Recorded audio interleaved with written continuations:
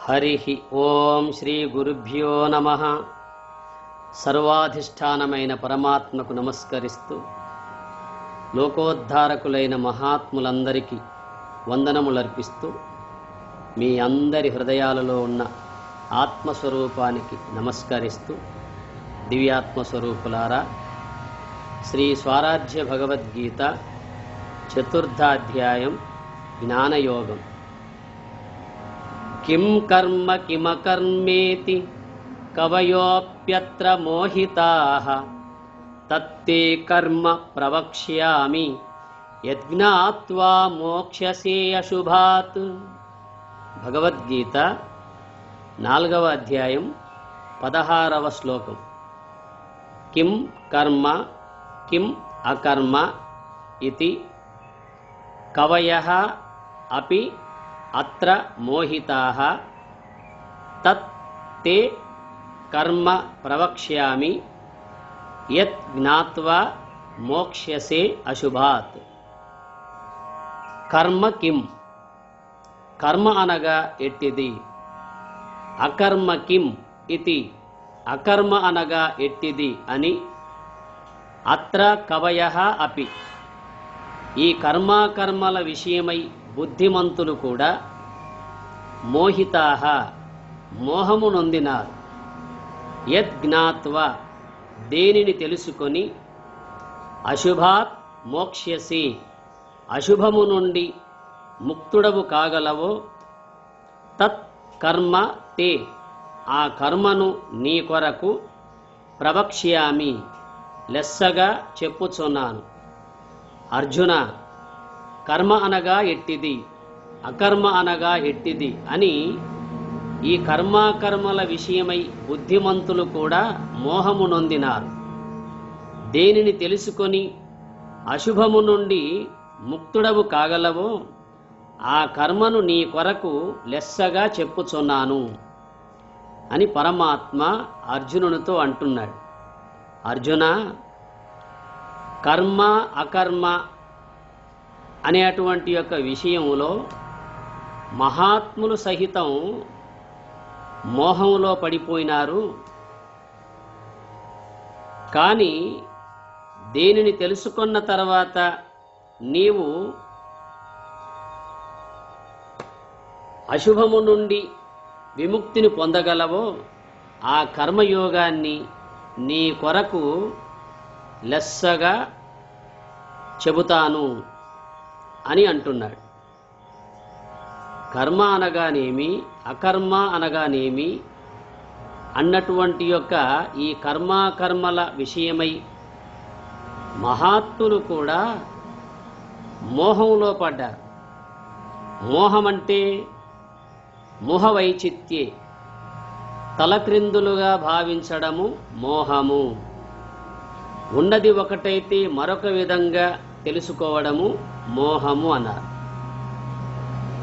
అందువల్ల లోకంలో కర్మిష్ఠులందరూ కర్మ అనగానే కర్మకాండే అనుకుంటారు. కానీ మహాత్ములేమో కర్మ అనగా కర్మయోగమని భావిస్తారు. అందువల్ల లోకంలో ఈ కర్మ విషయమై ఎందరో మోహంలో పడిపోయారు, అనగా ఉన్నదున్నట్లు గ్రహించలేకపోయారు. దేనిని తెలుసుకున్న తర్వాత నీవు ముక్తుడవు కాగలవో, ఆ కర్మయోగాన్ని నీ కొరకు చెబుతున్నాను అని అంటున్నాడు. అందువల్ల భగవద్గీతలో కర్మశబ్దం చాలా నిగూఢమైన విషయం. 4వ అధ్యాయం జ్ఞానయోగం అయినప్పటికీ కూడా ఇందులో కర్మను గురించి ఇంత గొప్పగా తెలియజేస్తున్నాడంటే కర్మయోగం ఎంత గొప్పదో మనం అర్థం చేసుకోవాలి. అందువల్ల ఈనాడు మానవులకు కర్మల గురించి చెప్పనవసరం లేదు. ఎందుకంటే అందరికీ తెలుసు పుణ్యకర్మలు ఎలాంటియో, పాపకర్మలు ఎలాంటియో అన్న విషయము తెలుసు. కానీ కర్మ అంటే కర్మయోగమని చాలామందికి తెలియదు. అందువల్ల మహాత్ములంతటి వాళ్ళు కూడా మోహములో పడి ఉన్నదున్నట్లుగా గ్రహించలేకపోయారంటే మనమెంత? మనము కూడా కర్మ అనగానే కర్మకాండేని అనుకుంటున్నాం. ఎందువల్ల అంటే మనమంతా కర్మలు చేస్తున్నాం, జన్మలు పొందుతున్నాం. ఇందులో సందేహమేముంది? అందువల్ల అర్జున, కర్మ ఎట్టిది, అకర్మ ఎట్టిది, ఈ కర్మాకర్మల విషయమై పండితులు కూడా మోహము నొందినారు. అనగా జ్ఞానులు కూడా తలక్రిందులుగా భావిస్తున్నారు.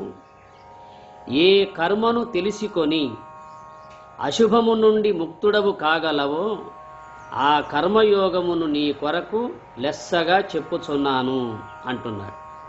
ఈ కర్మాకర్మల విషయమై మహాత్ములు సహితం మోహము నొందారయ్యా. అందువలన ఏ కర్మను దేన్నైతే తెలుసుకున్న తర్వాత నీవు ముక్తుడవు కాగలవో అట్టి కర్మను గురించి నీకు తెలియజేస్తున్నాను అంటున్నాడు.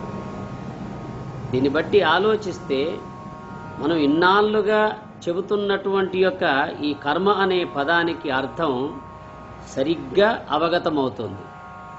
ఎందువల్ల అంటే శాస్త్రమే నిరూపిస్తుంది. ఏ విషయమైనా మనకు శాస్త్రమే ప్రామాణికమై ఉన్నది కనుక అందులోనే మనం విచారించాలి. అందువల్ల కర్మలు అనేవి సుకృతములు, దుష్కృతములు అనేవి లోకములో ఉన్నాయి. సుకృత కర్మల వల్ల సద్గతి పొందవచ్చునని, దుష్కృత కర్మల వల్ల దుర్గతి నొందుతారని మనకు శాస్త్రాలు తెలియజేస్తున్నాయి. అట్లాగే సత్కర్మల వల్ల పుణ్యం లభిస్తుందని, కర్మయోగం వల్ల మోక్షం సిద్ధిస్తుందని కూడా శాస్త్రమే చెప్పింది. అన్నీ శాస్త్రంలోనే మనం చూడగలగాలి. అందువల్ల ఈ కర్మయోగమునందు ఉన్నటువంటి ఒక గొప్పతనం ఏమిటంటే కర్మలేని స్థితిని పొందింపజేసేదే అందులో ఉన్న గొప్పతనం. ఎక్కడైతే జ్ఞాన కర్మేంద్రియాల యొక్క, మనస్సు యొక్క, బుద్ధి యొక్క, తెలివి యొక్క, అహంకారము యొక్క వృత్తులన్నీ లేకుండా సమసిపోతాయో దాన్నే అకర్మ అన్నారు. కర్మ లేని స్థితి అకర్మ, దాన్నే బ్రాహ్మీ స్థితి అంటారు. కర్మ అంటే బ్రహ్మనిష్టలో కూర్చున్నది మొదలు బ్రహ్మమునందు లీనమగు వరకు చేయు ప్రయాణం ఏదైతే ఉందో దాన్నే కర్మ అన్నారు, కర్మయోగం అన్నారు. అందువల్ల ఈ కర్మ అకర్మ అనబడే విషయంలో మహాత్ములు సహితం మోహాన్ని పొందారు. అనగా మోహంలో పడ్డారు, తలక్రిందులుగా భావిస్తున్నారు.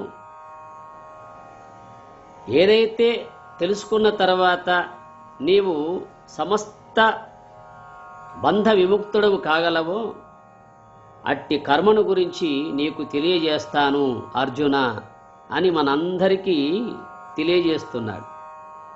అందుకే ఈ కర్మను గురించి మహాభారతం అరణ్యపురంలో శ్రీకృష్ణ పరమాత్మ ధర్మరాజుకు విన్నవించిన పద్యం ఒకటి ఉంది. కర్మమున బుట్టు జంతువు కర్మమునను వృద్ధి పొందు, కర్మమున జడున్ కర్మమే జనులకు దేవత, కర్మమే సుఖ దుఃఖములకు కారణమధిప అని శ్రీకృష్ణ పరమాత్మ అరణ్యపురంలో ధర్మరాజుకు విన్నవించినట్లుగా తెలియబడుతుంది. కర్మమున బుట్టు జంతువు కర్మమునను వృద్ధి పొందు, కర్మమున జడున్ కర్మమే జనులకు దేవత, కర్మమే సుఖ దుఃఖములకు కారణమధిప అని కర్మ కర్మ కర్మ అనే పదము పలుసార్లు ఇందులో సంబోధింపబడింది. కర్మమున బుట్టు జంతువు అనగా సమస్త ప్రాణులు వాటి వాటి కర్మల వల్లనే జన్మలు పొందుతున్నాయి. జీవుడు ఎట్టి కర్మ చేస్తాడో అట్టి జన్మనే తెచ్చుకుంటాడు. సత్కర్మ చేస్తే మనుష్య జన్మ ప్రాప్తి, దుష్కర్మ చేస్తే పశుపక్షాది క్రిమికీటకాది జన్మలు వస్తాయి. గనుక ఎంతో పుణ్యకర్మలు చేస్తే మానవ జన్మ లభిస్తుంది. అందువల్ల కర్మమునబుట్టు జంతువు, జీవుడు పుట్టడానికి కారణము తాను చేసుకున్న కర్మయే. అట్లాగే కర్మమున వృద్ధి పొందు కర్మమునజడున్, కర్మయే వృద్ధి పొందింపజేస్తుంది, కర్మయే దుర్గతి నొందిస్తుంది. అనగా సత్కర్మల వల్ల బుద్ధిమంతుడవుతాడు, జ్ఞానములో వృద్ధి పొందుతాడు, దుష్కర్మల వల్ల అధోగతి పాలవుతాడు. అందువల్ల కర్మమునను వృద్ధి పొందు కర్మమున జడున్, అది సత్కర్మల వల్ల జ్ఞానవంతుడై జ్ఞానాభివృద్ధి పొందుతాడు, దుష్కర్మల వల్ల అధోగతి పాలవుతాడు. కర్మమే జనులకు దేవత, అది కర్మయోగమే మానవులకు దైవత్వాన్ని సిద్ధింపజేస్తుంది. కర్మమే జనులకు దేవత, అది కర్మయోగమే సమస్త మానవులకు దైవత్వాన్ని సిద్ధింపజేస్తుంది. కర్మమే సుఖ దుఃఖములకు కారణమధిప, అది మానవుడు చేసే కర్మలే తమకు సుఖము దుఃఖములకు కారణము అని చెబుతున్నాడు. మరి ఈ కర్మలన్నీ ఎక్కడున్నాయి? ఈ కర్మలకు మూలం మనస్సే. మానవుడు సత్కర్మ చేయాలన్నా మనస్సే, దుష్కర్మ చేయాలన్నా మనస్సే. మనస్సు పవిత్రంగా ఉంటే సత్కర్మ చేస్తాడు, మనస్సు అపవిత్రంగా ఉంటే దుష్కర్మ చేస్తాడు. అందువల్ల తాను చేసే కర్మలే తనకు కలిగే సుఖదుఖములకు కారణము ఓ ధర్మరాజా అని చెబుతున్నాడు. అందువల్ల కర్మల వల్లనే జీవుడికి జన్మలు లభిస్తాయి, కర్మల వల్లనే జీవుడు వృద్ధి పొందుతాడు, కర్మలే జీవుణ్ణి అధోగతి పాలు చేస్తాయి, కర్మయే జీవుణ్ణి దైవత్వాన్ని పొందింపజేస్తుంది, కర్మలే జీవులకు సుఖదుఖాలు కలిగిస్తాయి అంటూ చెప్పిన మాటలన్నీ మనం సందర్భానుసారంగా అర్థం చేసుకోవాలి. కర్మములతో పుడుతున్నాడంటే అవును, మరి ఎట్టి కర్మ చేస్తే అట్టి జన్మ లభిస్తుంది. కర్మలతో వృద్ధి పొందుతాడంటే అవును, సత్కర్మ చేస్తే సద్గతి నొందుతాడు. కర్మమున జడున్, దుష్కర్మ చేస్తే దుర్గతి పాలవుతాడు. కర్మమే జనులకు దేవత, అవును కర్మయోగమే మానవులకు దైవత్వాన్ని సిద్ధింపజేస్తుంది. కర్మమే సుఖ దుఃఖములకు కారణమధిప. ఆ పద్యంలోనే వేదాంత తత్వమంతా ఇమిడి ఉంది. అందువల్ల అర్జున, కర్మ ఎట్టిది అకర్మ ఎట్టిది, ఈ కర్మాకర్మల విషయమై పండితులు కూడా మోహము నొందినారు. ఏ కర్మను తెలుసుకొని అశుభము నుండి ముక్తుడవు కాగలవో ఆ కర్మను నీ కొరకు లెస్సగా చెప్పుచున్నాను అంటున్నాడు.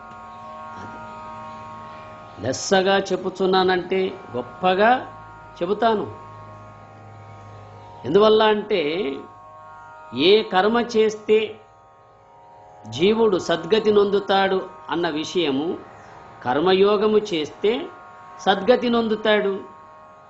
కేవలం కర్మలు చేస్తే పుణ్యం సంపాదించుకుంటాడు, దుష్కర్మ చేస్తే పాపపు కర్మలు చేస్తే అధోగతి పాలవుతాడు. అందువల్ల కర్మలు, సత్కర్మలు, కర్మయోగం ఇవన్నీ కర్మ అనే పదంతోనే ముడిపడ్డాయి కనుక భగవద్భక్తుడు, గురుపుత్రుడు పాపపు కర్మలు చేయడు, ఆ వంక పోడు. కానీ సత్కర్మలు మాత్రం చేస్తాడు. సత్కర్మలు చేయడం వల్ల పుణ్యం లభిస్తుంది, కానీ కర్మయోగం చేయడం వల్ల మోక్షం సిద్ధిస్తుంది. అందువల్ల దేనిని తెలుసుకొని నీవు అశుభము నుండి ముక్తుడవు కాగలవో ఆ కర్మను గురించి నీకు లెస్సగా చెబుతాను అని పరమాత్మ అంటున్నాడు. అందుకే యత్కర్మ కుర్వీతోస్య స్యాత్ పరితోషోంతరాత్మనః తత్ప్రయత్నేన కుర్వీత విపరీతం తు వర్జయేత్ అని ఉపనిషత్తు తెలియజేస్తుంది. యత్కర్మ కుర్వీతః అస్య స్యాత్ పరితో అస్యంతరాత్మనః తత్ప్రయత్నేన కుర్వీత విపరీతం తు వర్జయేత్. అది ఏ కర్మమును ఆచరించినచో తనకు తృప్తి ఆనందము కలుగునో అట్టి కర్మమును పూనికతో చేయవలయును. ఆత్మతృప్తి కలిగించనిది, ఆత్మజ్ఞానము నొందించనిది అట్టి క్రియలను వర్జయేత్ విడువవలెను అని చెబుతున్నాడు. అనగా అనాత్మ సంబంధమైన కర్మలు విడువవలెను అని మనకు శాస్త్రమే తెలియజేస్తుంది. అందువల్ల ఏ కర్మను ఆచరించినచో తనకు ఆత్మతృప్తి ఆత్మజ్ఞానం లభిస్తుందో అట్టి కర్మను పూనికతో ఆచరించాలి. దేనివల్లనైతే జీవునికి బ్రహ్మానంద తృప్తి ఏర్పడుతుందో బ్రహ్మజ్ఞానం సిద్ధిస్తుందో అట్టి కర్మను మాత్రం చేయాలి. అంటే కర్మయోగము చేయాలి. అనగా ఆత్మసాక్షాత్కారాన్ని పొందింపజేసే కర్మను మాత్రం చేయాలి. అనాత్మ సంబంధమైన కర్మ వర్జయేత్ విడువవలెను అన్నాడు. అందువల్ల అజ్ఞాన సంబంధ అనాత్మకు సంబంధించినటువంటి కర్మలన్నీ వదలాలి. కేవలం తనకు ఆత్మానంద తృప్తిని కలిగించే కర్మనే చేయాలి అని చెబుతున్నాడు. దీన్ని బట్టి ఆలోచించినా కూడా మనం కర్మయోగము ద్వారానే మోక్షాన్ని పొందగలం కానీ కర్మకాండ ద్వారా కాదు అని అర్థమవుతుంది. అందువల్ల భారత భాగవతాల్లో కానీ ఇతిహాస పురాణాల్లో కానీ ఈ కర్మ విషయం అందరూ బాహ్యంగానే అర్థం చేసుకొని కర్మకాండని అనుకుంటున్నారు. దీన్ని బట్టి చూస్తే మహాత్ములే కాదు మనమంతా మోహంలోనే ఉన్నాము. ఉన్నదొకటైతే మరొక విధంగా గ్రహిస్తూ తలక్రిందులుగా భావిస్తూ ఉన్నాం గనక మనము కూడా మోహములోనే ఉన్నామని అర్థం. అందువల్ల అట్టి మోహము నుండి విడవడాలి. అనగా ఉన్నదున్నట్లుగా గ్రహించాలి. ఉన్నదున్నట్లుగా ఏనాడైతే మనం గ్రహిస్తామో ఉన్నది ఆత్మ వస్తువు, లేనిది అనాత్మ అని మనకు అర్థమవుతుంది. అందువల్ల అర్జున, ఈ కర్మాకర్మల విషయమై మహాత్ములు కూడా మోహంలో పడ్డారయ్యా. దేన్ని తెలుసుకున్న తర్వాత నీవు సమస్త బంధముల నుండి విడబడతావో అట్టి కర్మను గురించి నీకు తెలియజేస్తాను అన్నటువంటి ఒక విషయము ఎంత స్పష్టంగా మనకు తెలియజేస్తున్నాడంటే మన భాగ్యం. అందువల్ల కర్మను గురించి అకర్మను గురించి తెలియాల్సి ఉంటుంది. అందుకే కర్మ అంటే బ్రహ్మనిష్టలో కూర్చున్నది మొదలు బ్రహ్మమునందు లీనమర వరకు చేసే ప్రయాణం ఏదైతే ఉందో దాన్నే కర్మయోగం అన్నారు. ఎప్పుడైతే ఈ కర్మయోగం ముగించిన తర్వాత అనగా బ్రహ్మసాక్షాత్కారం పొందిన తర్వాత ఉన్న స్థితిని దాన్నే సాంఖ్యము అన్నారు, జ్ఞానము అన్నారు.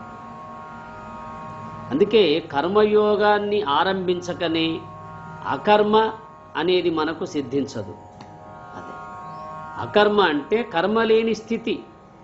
ఎక్కడైతే జ్ఞానకర్మేంద్రియాల యొక్క అంతరింద్రియాల యొక్క విషయ సముదాయం లేకుండా ఉంటుందో దాన్ని అకర్మ అన్నారు, అనగా బ్రాహ్మీ స్థితి. అందువల్ల ఈ కర్మాకర్మల విషయమై చాలామందికి ఈ